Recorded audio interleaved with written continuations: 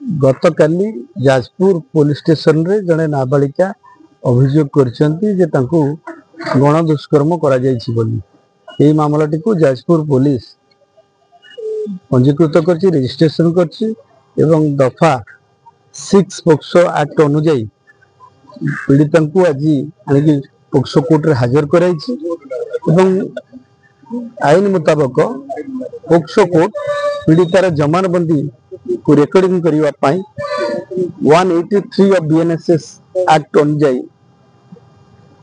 वर्तमान संपृक्त पीड़िता को मजिस्ट्रेट पाखक बयान रेकर्डिंग पठा जाइए।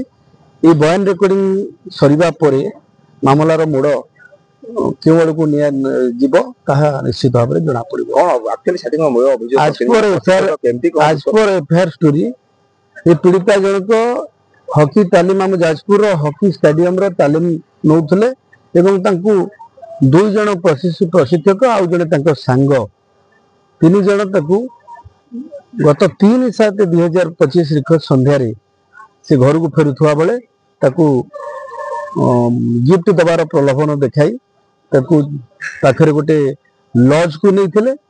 एवं 3 जण जंक व्यक्ति 2 जण प्रशिक्षक एवं तांकर जणे साथी ता सहित पीड़िता सहित गण दुष्कर्म करिछि बोली पीड़िता थाना रे तार एतला रे देछि।